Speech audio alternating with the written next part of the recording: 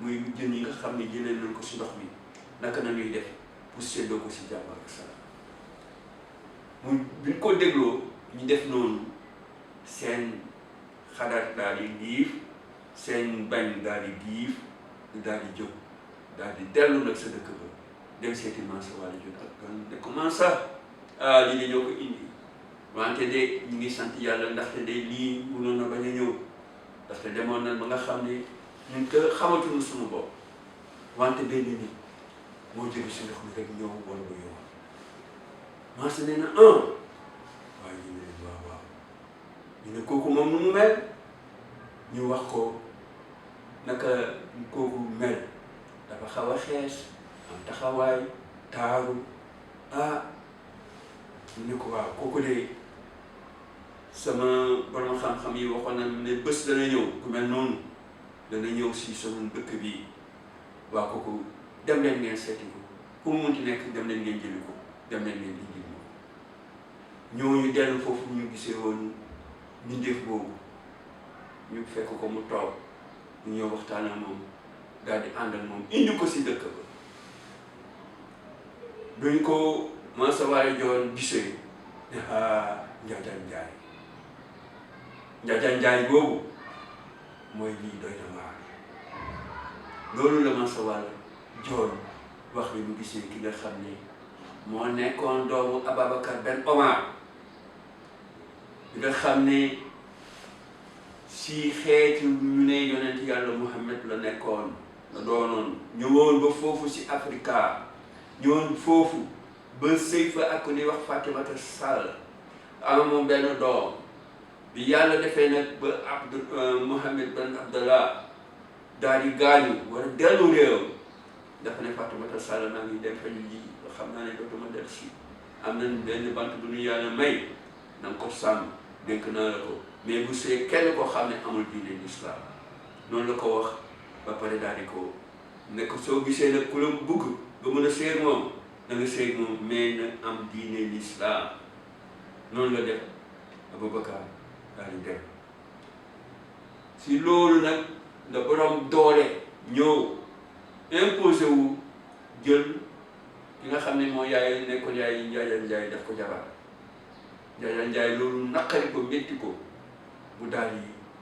jóge si dëkk boobu daal di réer bi nga xam ne kenn xamatu moom fi mu nekk Njaajaan Njaay boobu nag moo dellusiwaat ñëw si réewam Mansa Wally Dione boobu fekk nañ ñu nekk si situation yi difficile mu xelal leen loolu ba tudd Njaajaan Njaay bon mais Njaajaan Njaay boobu moo des si xel yi parce que noonu la ko Mansa Wally Dione daakam tenan bi ñu ko gisee muy Mansa Wally nag ne ko yow Njaajaan na doon xaar sama borom xam-xam yi waxoon na ma dañu ngay ñëw benn bés Njaajaan man de xamoon na ma bés boobu su ñëwee lépp li nga xam ne yàlla daf ma ko dénkoon na ma koy jël jëbbal la ko jox la noonu la Mansa Wally Dione jëlee le pouvoir remettre ko aux mains de Njaajaan Njaay. C'est ainsi que Njaajaan Njaay, avec quelques, disons, habitants du royaume de Mansa Wally Dione, ont commencé à entreprendre, disons, en partant, disons, de ce lieu pour fonder un autre village pour pouvoir être à l'origine de la création de ce qui sera plus tard l'Empire du Jolof. Sénégal bi nga xam ni Njaajaan Njaay ak ñu sant Jóob Mbeng sant yëpp nga xam ne ay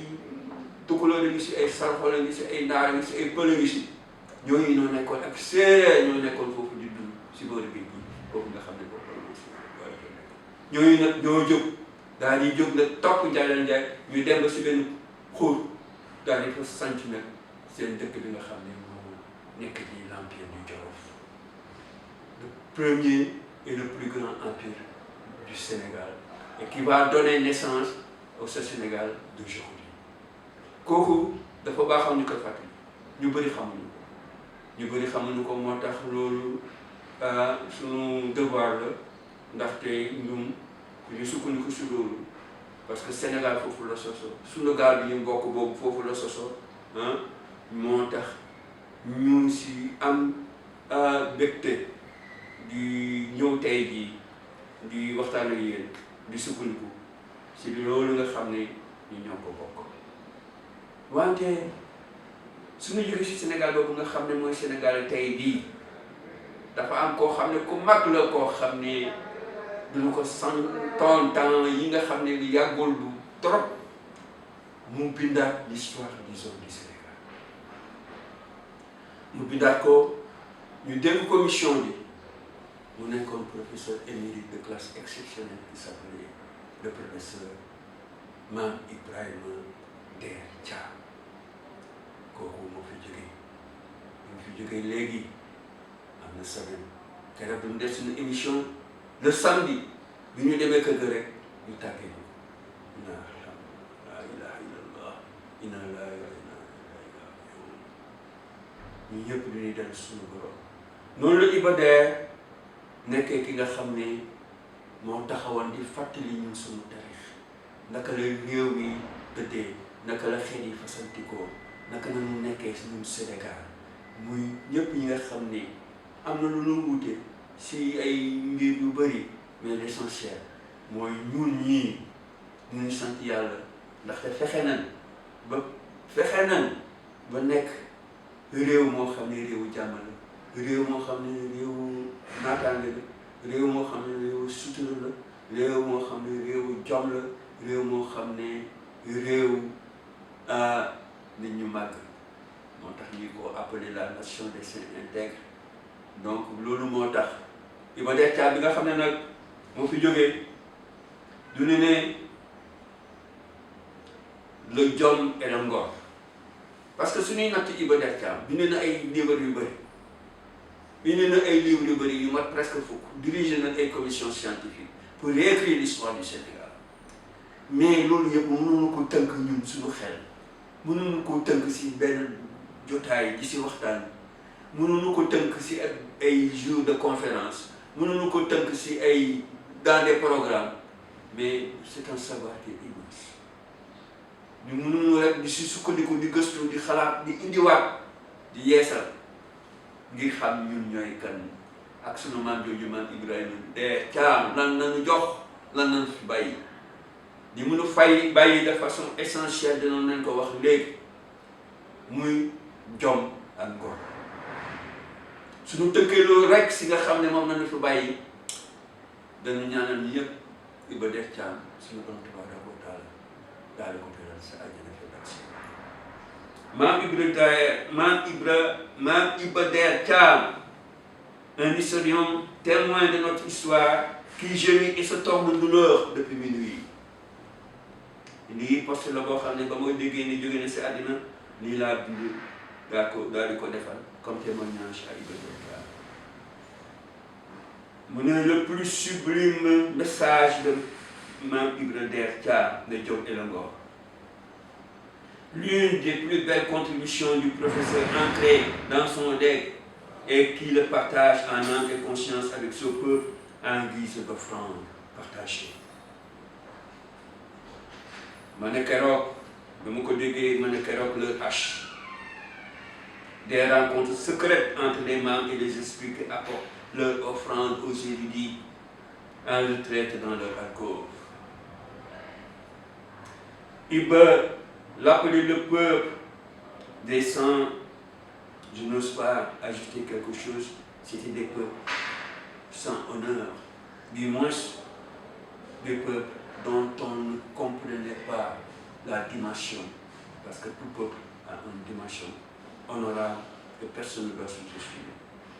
Les autres le pensaient que c'était des peuples sans honneur, c'était des peuples. Comme en France, des citoyens sans culotte, ici on pourrait dire le peuple des sans-culottes. wante du loolu mooy li nga xam ne noonu lañu di dàkkantale. C'était des bosseurs invétérés aux doigts ankylosés comme les forçats du savoir engagés par les démocrates.